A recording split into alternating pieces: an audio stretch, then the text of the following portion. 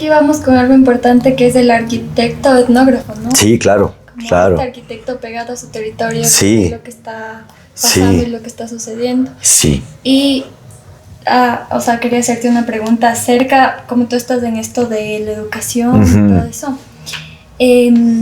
¿Cómo tú crees que se le pudiera hacer que se puede hacer se puede hacer que un alumno pueda como que sentirse más conectado con su territorio? Porque ahora lo que pasa es que estamos súper desconectados, ¿no? Sí, pasa Así eso. no queramos, es como que no, estás bien, estás en tus celulares, no sé, hay cosas así. Y mientras más jóvenes, más pasa. Sí, sí. No les da muchas ganas de salir. Entonces, tú que ya has estado con muchas personas jóvenes y que están estudiando arquitectura, ¿qué les dirías o qué metodología utilizarías para que ellos se conecten más con el territorio? Sí, o sea, sí, fundamental eso, ¿no? La conexión. O sea, verás, es como... Depende, creo que hay diferentes dimensiones ahí, porque estoy pensando en los estudiantes. Entonces hay veces que llegan los estudiantes a la central o a cualquier universidad en cualquier capital, que vienen de afuera. En este caso, pienso ahorita en la Samia, tal vez, que venía de Otavalo. Pienso tal vez en la Nancy, que venía de Santo Domingo. Entonces, digamos, ahí están ya, en una cosa ya están primero desterrados. O sea, ya están en la capital. Entonces ahí, digamos, creo que lo primero es justamente entender que el pensamiento de la educación en general, no solo arquitectónico urbano, a veces es demasiado hegemónico y homogenizador. Entonces ahí creo que lo principal es como lograr metodologías pedagógicas a través de dispositivos, a través de herramientas, a través del uso del cuerpo, de la conversación, que cada uno de los estudiantes y las estudiantes no pierda su subjetividad, o sea, que hable de dónde viene, que cuente su historia, que diga de dónde es y que como gane confianza. Que imagínate, a veces estamos en un aula y estás en un aula alejado de tu casa y estás ahí solito y te da nervios, te da vergüenza, te da...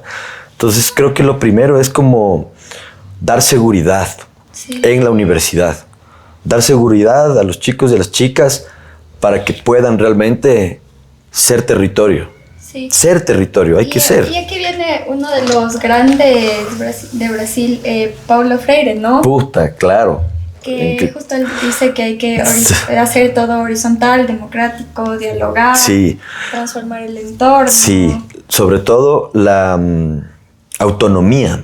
La autonomía de pensamiento y la autonomía en la capacidad de pensar y la capacidad de aprender. Es eso. Y yo sí creo que eso es fundamental para nosotros los docentes y todos los que estamos vinculados a la educación. Lograr generar un ambiente sano, un ambiente seguro y un ambiente de diálogo. Eso es fundamental. Sí. Porque si es que hay una jerarquización, ya existe un quiebre en el pensamiento y una influencia que tal vez es negativa. Pero a veces es complejo por la misma cultura que tenemos, ¿no? Porque yo, por ejemplo, ahorita salimos a caminar todos. Y yo considero que no estoy tan viejita, pero... No, que vas a estar vieja, güey. Como estamos dirigiendo esto con Rafa, con Alejo, es como que de verdad ya piensan que soy como la profe, ¿no? No, entonces sí siento que me empiezan a tratar como que con respeto y es como que, en serio, no es... Sí. Yo soy igual a ustedes, entonces ¿cómo romper esto, no? Sí. Después ya hablas y empiezas a romper, pero sí siento que siempre existe. Culturalmente hay una jerarquía en la cabeza que nosotros nos metemos. Sí, es que digamos, ¿sabes qué? Hay esa jerarquía también porque, digamos, yo le pongo tal vez en la experiencia. O sea, porque ya tienes más edad, porque has hecho más cosas, porque tal vez sí sabes por esa experiencia, por esa edad, sabes tal vez un poco más de cosas. Puedes contar tal vez más cosas. Y creo que ahí es chévere como entender esa idea, esa palabra de la jerarquía. Pero en el hacer, en el actuar, en el compartir, ahí está la horizontalidad total, en el escuchar. En el escuchar a todos, lo que tengan que decir, o sea, sin juzgamiento alguno, sino simplemente como una producción colectiva. Entonces creo que sí es loco eso. Sí, yo supongo que de ley te pasa siempre. Claro, pero sí. Pero ahí también son las personalidades. Yo siempre intento como bajar todo a un equilibrio. Ajá, sí me acuerdo de tus clases. De Hundertwasser, me acuerdo. Hundertwasser, no, Frederick Hundertwasser, puta, uno de mis senseis. Sí, claro. Claro. Yo me acuerdo y me acuerdo por ti. Y estuve en la casa en Viena y me acordé de ¿Estuviste ti. en Viena en la casa del man? Qué bestia. Qué bestia. Yo le cacho a él por el Carlos, de tercer semestre. Claro. Así que hacíamos dibujitos de pensar con las manos también, de palasma. De palasma, claro, yo les comparaba a los dos. Yo le tenía payasma y a las 5 pieles de Hundertwasser y le comparábamos con el modulor de Le Corbusier y con la... Claro. Y con el... ¿qué después se me fue el nombre? El hombre de Vitruvio. Sí. Sí. Y hacíamos como ese diálogo de las figuras humanas desde lo perceptivo y la otra desde lo matemático, ¿no? Claro. Que ahora sigo también un poco en eso, ¿no? De otras maneras, pero sigue estando ahí. Ajá. Sí. Ya. Sí, yo tenía una pregunta. Ajá. Bueno, a mí me parece que siempre hemos encontrado una excusa para reunir a las personas y todos estos escenarios han sido el lugar para que se pueda incentivar, como dijiste, la subjetividad. Entonces, más de una vez nos ha pasado que hay personas que se unen y quizá no vienen a hacer lo que hacemos, quieren hacer lo que ellos hacen, pero les interesa tener un grupo junto al cual sentirse seguro. Sí, sí. Entonces, sí, de nuevo, es como remarcar que la seguridad ayuda también a generar comunidad. Sí. Pero la comunidad también ayuda a generar seguridad. Claro. Entonces, es siempre ahí este círculo que no siempre hacemos algo para aportar a ese círculo. Y bueno, para no alejarnos mucho de lo que estábamos hablando, mi pregunta era, dentro de esta dimensión académica, porque creo que nunca dejamos de aprender, ni a esta edad, ni en 50 años, nunca. ¿Qué herramientas ya mucho más en una escala pequeña se has llegado a desarrollar a nivel personal y a nivel colectivo? Pienso un poco, por ejemplo, lo del vertical y tal. Siento que mucho de lo que hacemos son medios. No creo que sean productos. No creo que un dibujo sea un producto, que una fotografía sea un producto, sino son medios. Sí. Entonces, desde tu experiencia, ¿cuáles han sido esos medios o herramientas? ¿Cómo has llegado a ellas? De una. O sea, para mí, digamos, o sea, vale decir ahora que, digamos, el Verticalix es el objeto, el dispositivo central de mi investigación doctoral. O sea, es mi herramienta con la cual yo estoy comenzando a entender una metodología para poder leer, para poder dibujar, leer, compartir la ciudad. O sea, es un ida y vuelta.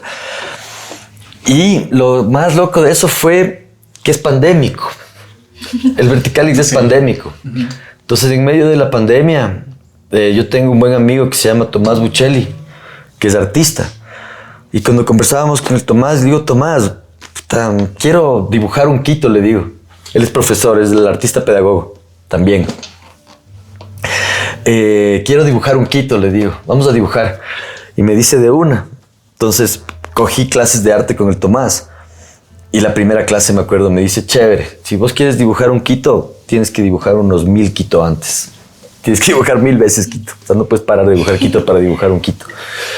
Y ahí comenzó la clase con el Tomás, que fue una clase lindísima, que fue una clase de indagar un poco en los ancestros artísticos que tiene uno. Me acuerdo que me hacía una pregunta y una pregunta chévere que le hizo fue, haz tu árbol genealógico artístico. O sea, ¿quiénes son tus referencias? Manuela Sáenz. Claro, y ahí estaba, me acuerdo, estaba Hundertwasser, estaba Piranesi, estaba Payachi, linda pregunta. Entonces, en las clases del Tomás fuimos desarrollando y primero salió el Panoramix. El Panoramix, antes del Verticalix. Y el Panoramix fue una herramienta que también tiene que ver con el cuerpo y con el paisaje, que es una herramienta que tiene 45 centímetros y también tiene rollos. Panoramix. Entonces, con el Panoramix lo que hacíamos es pararnos en el panecillo. Hicimos unas 4 o 5 sesiones y lo que hacías es que el Panoramix te ubicabas a 90 grados, o sea, 90 grados de tu cuerpo eran 45 centímetros de la hoja. Entonces, marcabas los 90 grados y dibujabas. Dibujo clásico. Dividías la hoja en 3, hacías el croquis y íbamos dibujando Quito. Entonces, la primera sesión, 90 grados. Segunda sesión, otros 90 grados. Y iba pasando el rollo. Entonces, el Panoramix terminaban siendo, en mi caso, porque ahí hice una relación de mi estatura con los 45 centímetros, hice un Quito y después hice varios, pero el primero que hice fue el Quito 360 grados desde el panecillo. Y en esas cosas, andando, me acuerdo que tuve una conversación con la Isadora y con el Tomás. Y los dos como dijeron, hay cómo hacerle este aparato pequeño y para caminar. Este aparato puede ser pequeño y para caminar. Y ahí es que aparece el Verticalix, que yo les llamé así, fue ese momento, pero ahorita ya me encanta. Entonces ahí apareció el Verticalix, que es este dispositivo que se unió a toda mi práctica anterior, que es la caminata. O sea, en la pandemia yo me uní a la práctica del dibujo, que es otra de mis pasiones y otro de mis lenguajes que me gusta. Y con el Panoramix ya apliqué el dibujo y apareció el Verticalix y pude unir el dibujo y la caminata. Bien. Entonces, bomba. Claro, bien. El Panoramix por las dimensiones no se las podía transportar. Yo creo que sí se puede, tal vez, pero es de 45, es incómodo. Ahora, el Verticalix, ¿cómo funciona? Es un guante. O sea, yo le hablo como un guante porque te calza en la mano. Tú abres los dedos y es un guante. Sí, sí. Entonces solo vas enrollando, no tienes que agarrarle, sino que le tienes al Verticalix y vas dibujando. Y el mecanismo fue evolucionando. El mecanismo fue evolucionando con los estudiantes mismo. Me acuerdo. ¿Podemos enseñar el Verticalix? Estoy produciendo ahorita. Justo estoy produciendo ahorita porque hay unos que son producidos, otros no. Pero este es uno de... Acompañé un proyecto que tenemos en Sao Paulo con mis compañeros que se llama Travesías, que es un proyecto de extensión universitaria. ¿Sí, crianza? Crianza na área. Entonces es un proyecto que trabajamos con las escuelas del centro de Sao Paulo. Niños en el área, ¿no? Niños en el área, crianza na área. Y este es el cortejo da virada. La virada Educação dice infancia y territorios de resistencia. Y aquí dice crianças na área, no toque, no toque, no sé, no entiendo lo que escribí. Pero un poco es esto, ¿no? Es esa producción gráfica que comienza a ser perspectiva, rompes las escalas, vas y vienes. Y este fue un acompañamiento a la manifestación de los niños por el derecho a la ciudad. Es la segunda. Esta fue en el 2025. Entonces el Verticalix yo lo aplico en cosas como estas, en una manifestación que voy siguiendo. Entonces esta es la que hago ese momento. Y en este caso tiene una postproducción. Le pasas al link. En este caso tiene una postproducción, pero voy a aprovechar y voy a escaneas. Sí, claro, voy a aprovechar y les voy a mostrar una que no tiene postproducción, que es por ejemplo esta de aquí. Déjame ver. Sí. Esta de aquí no tiene postproducción. Esta fue ahorita que estuvimos en Valparaíso. Estuvimos en Valparaíso con un grupo de arquitectos bolivianos.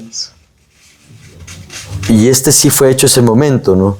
Lo que me parece chévere es que es dibujo, pero también escribes, ¿no? Como que escribes las cosas. Es una narración. Exactamente. Entonces aquí, regresando a esto que dice Desertó, de la retórica caminante, yo estoy entendiendo lo que dice Desertó como una retórica gráfica, como un lenguaje.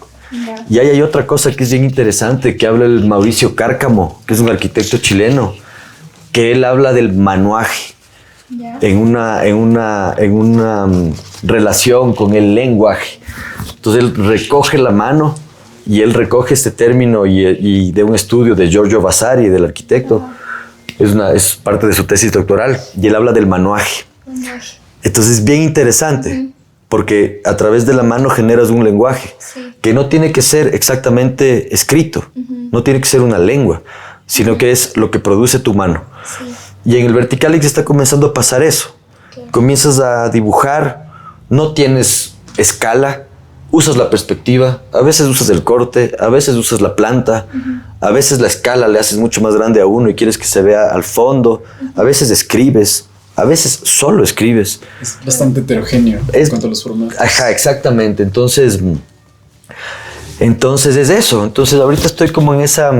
Yo practico mucho con el Verticalix. Toda ciudad nueva o todo lugar nuevo que voy intento hacer un Verticalix. Entonces tiene una dimensión para mí personal, artística, arquitectónica, urbanística, para ir comprendiendo cada vez mejor la herramienta. Y es una especie de diario también, ¿no? Es un diario, claro. Ya tengo miles de rollos. Claro, tengo un montón de rollos. Antes cogían y se ponían a escribir, ahora sí. te pones a hacer dibujitos. Sí. No deja de ser un lenguaje. Y eso es interesante porque es un rollo. Entonces, al ser un rollo, es arte secuencial. Ajá. Es arte secuencial. Entonces también parte de mi estudio en lo que estoy es cómo este arte secuencial se convierte en mapa. Cómo un mapa deja de ser fijo y cómo un mapa comienza a ser móvil. Ajá. Y el paisaje comienza a ser vivo. Ese paisaje que estamos como habitándole. Y tiene la dimensión colectiva, ¿no? Sí. Hemos ido a caminar con 20 Verticalix juntos y ahorita parte de mi investigación justamente está en cómo se hace una lectura colectiva de esos Verticalix juntos, de una misma ruta, pero que tienes varias subjetividades. Sí. Entonces, justo esto también súper criticado no criticado, pero muchas personas académicos dicen que este es el problema de los métodos etnográficos, ¿no? Ajá. Que pueden ser subjetivos, Ujú. que están subjetivos a tu interpretación o a la interpretación Sí. de lo que está pasando. Ujú. Que tú como individuo mismo ya tienes un sesgo mental, ¿no? Ajá. Y cuando estás dentro de un territorio con más personas, tal vez las personas igual actúan diferente porque tú estás en su territorio. totalmente. No actúan de la misma manera. Sí, sí. Entonces, eso te iba a decir.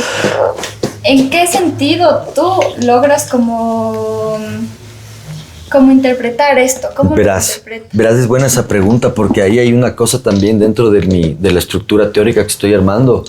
Yo estoy también leyéndole bastante a Jacques Rancière. Y él tiene dos cosas. Primero, la partida de lo sensible, que es como entender la sensibilidad y cómo la sensibilidad te puede dar una estética política. O sea, cómo realmente comenzamos a hablar. Y lo que tú dijiste antes, cómo se convierte eso en una imaginación, en una posibilidad. Y él también habla de él, el que está dentro y el que está afuera. Entonces es muy diferente caminar solo gentes que están afuera de un territorio o caminar con los que están adentro. Exacto. Entonces ahí para mí, yo estoy hablando y quiero hablar en el doctorado del territorio pedagógico. Quiero vincular la palabra territorio y pedagogía. Y para mí ese marco es la vinculación con la sociedad. Entonces, en esa vinculación, estructurar una clase en donde estudiantes de arquitectura, de artes, de sociología, los que quieran, nos vinculamos de esa clase y trabajamos con un territorio. Que ese territorio es una sociedad, es un grupo, es una escuela, es una organización, lo que fuese, pero son de ahí. Ahí se da ese intercambio. Ahí esa subjetividad comienza a estar en un ida y vuelta. Hay una vista desde afuera y una vista desde adentro. Entonces creo que ahí comienza a ser un poco más crítica, comenzamos a observar, a aprender de dónde vamos y a poder decir un poco lo que nosotros creemos. Entonces O sea, hay un intercambio. una especie como de laboratorio, ¿no? Que Sí. tienen personas de diferentes lugares y de diferentes contextos y comparten Sí. las ideas para que sea mucho más... Un diverso intercambio. el discurso, ¿no? Un intercambio. Por ejemplo, aquí les voy a poner un ejemplo que fue lo del Festival Habitante. No, lo de Al-Zurich. Entonces en Al-Zurich hicimos que salieron las otras 3 canciones de hip hop. Yo voy a escuchar, yo escuché una, no sabía que Ahí estaba tan- en Al-Zurich hicimos 3 canciones de hip hop que se llaman, a ver, Ancestral, Paraísos Verdes y Más Agua que Dinero. Esas son las 3 canciones. Pero el proyecto lo que fue una caminata colectiva entre un grupo de estudiantes de la Universidad Central, de la Facultad de Arquitectura y de la Faxo, junto a la red de jóvenes del Chocó Andino. Y con unas entrevistas a antiguos arrieros en el territorio. Ya. Entonces, los antiguos arrieros eran tíos de algunos de los jóvenes del Chocó. Los jóvenes del Chocó caminamos juntos, hicimos videos, no teníamos dron, solo hicimos videos, íbamos anotando cosas. Entonces ahí, yo me acuerdo, ahora que leía el libro de Careri que hablaba de caminar y hospedarse, fue algo así, porque caminamos todo, nos caminamos desde Calacalí, desde Yunguilla hasta Nanegal. O sea, fue una caminata fueron 14 horas, entre 13 y 14 horas, por ese camino que es la montaña del noroccidente del Chocó, que es el territorio donde yo he trabajado mucho tiempo, y por antiguos coluncos. Entonces ya está el territorio ahí, ¿no? Pero también está el territorio en los jóvenes y también está el territorio en los estudiantes de la central. Y llegamos en la noche, después de la caminata, a acampar, prendimos un fuego, pusimos un ritmo y comenzamos a hacer las letras. ¡Cacha! Entonces ahí eran como que los hip-hoperos llevaban un poco la cosa, pero de ahí la Nulbi, me acuerdo que era la más animada, metía palabras, se fue formando la retórica caminante. Se fue hablando de la caminata, del territorio, se vincularon cosas. Así puedo como ejemplificar mejor esa relación, que ahora están en canciones de ahí. Yeah. Que hay una página web que se llama Ruta Noroccidente. Les voy a poner el link. De una. El proyecto se llama Ruta Noroccidente. Ruta Noroccidente. Ajá, sí. Con el Festival Al Zurich, que es un festival increíble que tuvo... Organiza el Zurich. Ya no hay ahora, creo que ya no está, pero es un festival que tuvo 20 años. 20 años. Investiguen Al Zurich, vean todo lo que se ha producido en Al Zurich, es increíble.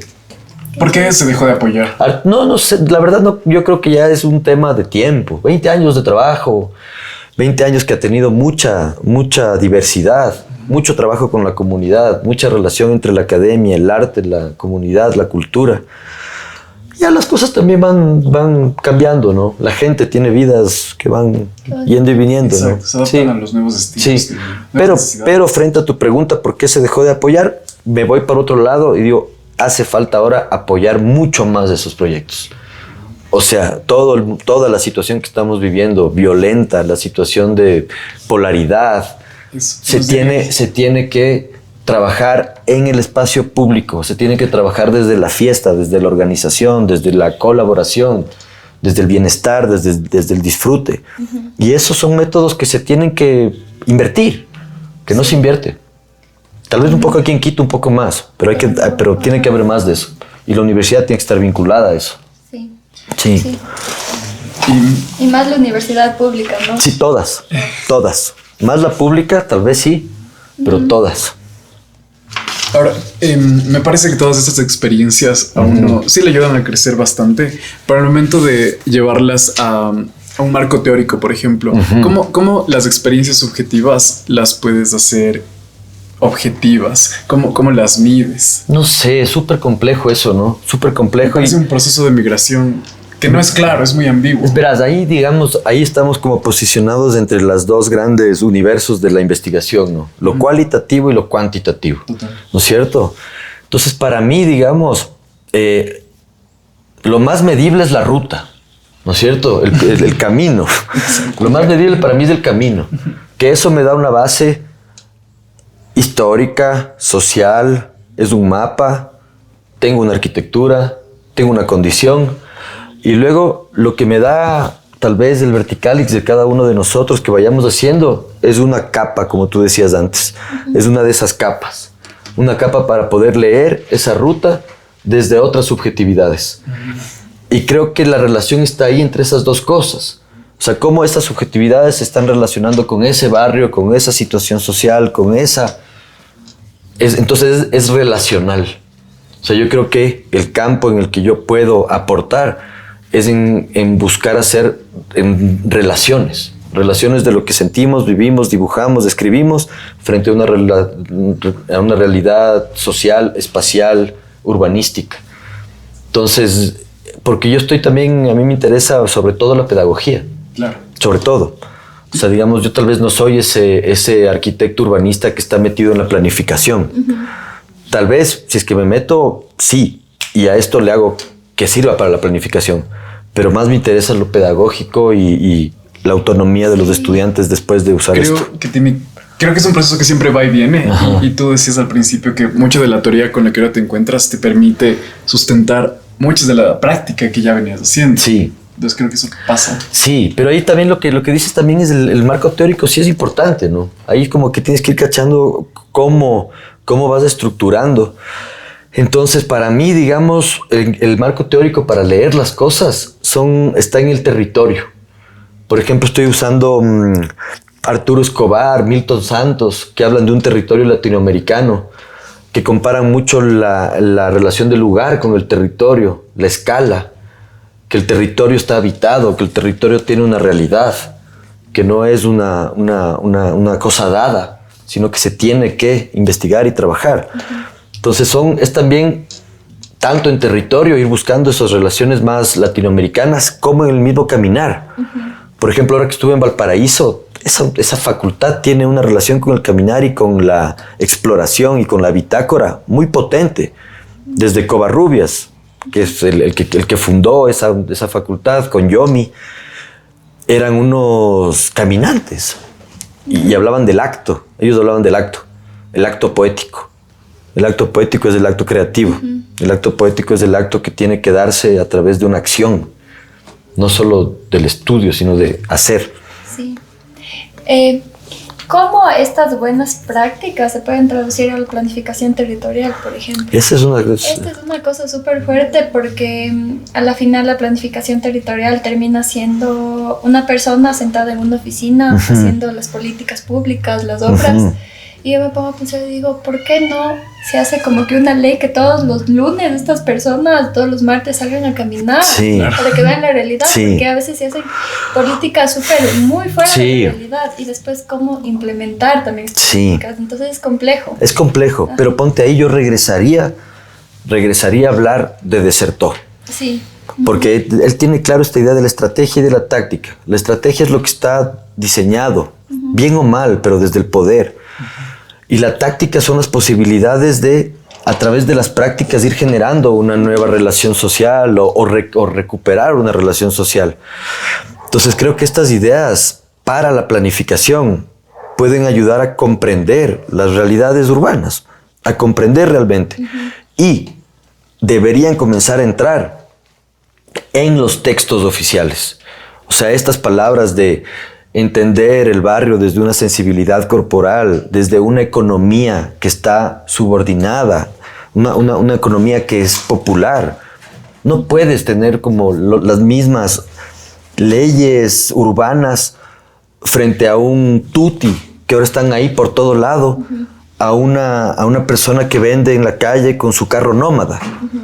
Ahí hay dos cosas que tienen dos legislaciones que se tuviera que ir como que entendiendo cada vez para que puedan trabajar, para que se pueda hacer, para que existan, para que tengan seguridad. Creo que eso podemos ir hablando cada vez más desde estas prácticas y desde esta idea de este urbanismo que es más móvil, vivo. Me gusta mucho la palabra táctica. Ajá, porque eso a mí es lo que también. nos queda, ¿no? A mí también me gusta full. Y he escuchado también en la arquitectura. También hay tácticas de arquitectura dentro del diseño, ¿no? Sí, es que claro. Y es como que también súper aplicable, ¿no? Súper aplicable. Todo esto, o sea, tiene que ver todo esto con la arquitectura y con el urbanismo y con los procesos de planificación y con los procesos proyectuales. Sí. Porque al final es la sensibilidad del arquitecto o la arquitecta que está aprendiendo. Sí. Es como ser más sensibles y ser más observadores. Entonces tiene que ver, es directamente relacionado. Bueno, a mí me parece que, claro, quien propone la ciudad en algún momento tuvo que haberse formado como urbanista. Entonces creo que desde la academia debe empezar este acercamiento a la sensibilidad y de impulsar el conocimiento a través de las subjetividades. Entonces, como una recomendación a quienes se están formando y están a tiempo de hacerlo desde ya, ¿cuáles son las habilidades o que consideras que deberían empezar a desarrollar para, por supuesto, un futuro mucho más sostenible, mucho más sensible? A ver, ahí es bien importante, o sea, digamos, a mí sí me parece que la parte disciplinar de la carrera de arquitectura y urbanismo es fundamental. O sea, creo que es súper importante entender cómo se diseña, entender la escala, entender las capas, entender todo ese sistema que nos ayuda y nos hace diseñadores, y nos hace arquitectos y nos hace urbanistas. Ese sistema debe ser bien enseñado y de una manera clara, rápida. O sea, que se entienda rápido eso. Tiene que estar claro cómo se va diseñando y después puedes ir practicando y practicando y practicando. Y ahí comienzan a entrar las interdisciplinaridades.